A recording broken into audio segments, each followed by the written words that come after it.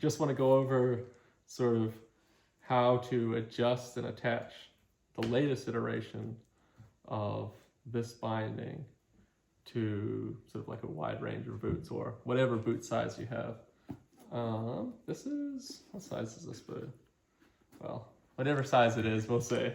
So I'd recommend first stepping in here, making sure your toe is all the way up in sort of this front wedge. And then you can see there's a pretty big gap here. This is adjusted about as large as it goes. This you can push in this way, and you want it to, be making contact with your toe and the heel. You don't want it super tight. Like, it is possible to sort of really squeeze a boot, but that's just gonna feel really restrictive when you're actually skiing.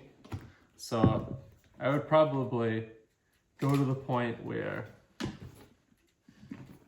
it's making contact, but it's not super tight on the toe and heel.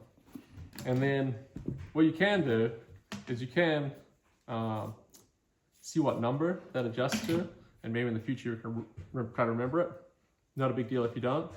But once that's adjusted, you can center your foot, and then these work, if you're familiar with ski straps, that's just what they're sort of commonly known as. What you want to make sure is you pull pretty hard, and it's hard to do when there's no foot in here, but because these are a stretchy material, you just want to make sure that you pull straight up, and then you'll notice that this little point goes through these adjustment holes. And then with the extra, I'm trying to think, you can tuck it into these little strap holders, and then just do the same thing with the toe. And you can sort of do this either order. You can do it with the heel strap or the toe strap first. Either works. Same thing, you just want to make sure you pull out pretty hard.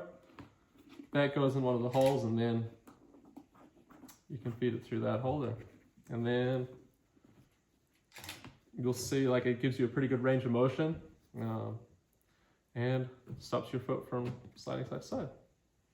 And then to take them off, it's just sort of the opposite. You want to slide these out of the strap holders. If you pull straight up on a ski strap, then they will just sort of fall out. So if you pull straight up, then you can pull them out. You can step out. So hopefully that's easy enough.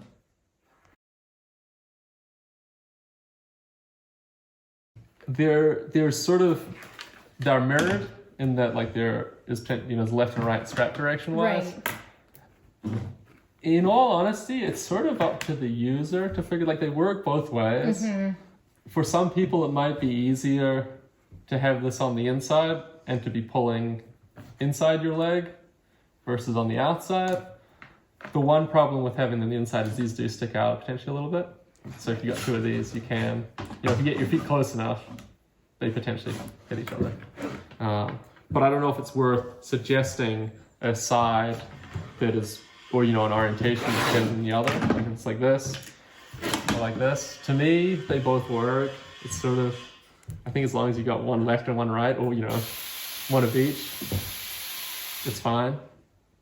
And then there was one other takeaway, which I think is worth noting, because you mentioned that the program's putting them on inside, is the same, there's sort of the same pitfalls as regular skis and bindings.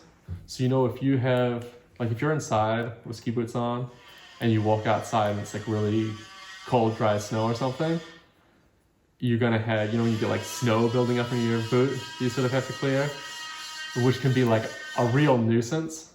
The same is true with this. So I think it's just being somewhat mindful that you don't have like giant stilts on your feet before you step in the binding. It is pretty tolerant of having snow sort of packed in and around there, but yeah, it can be an issue. So as far as storing these, they can be a little unwieldy, just because there's long straps and sort of pieces that get tangled everywhere. One way we found that works reasonably well is if you put them together like this, and then you take one of the heel straps and wrap that all the way around both skis and bindings, and then tuck it through and use it just as you would when you're putting it on your foot. So if you pull it reasonably tight, then you might have the ski straps dangling, but the rest of it holds on pretty tight.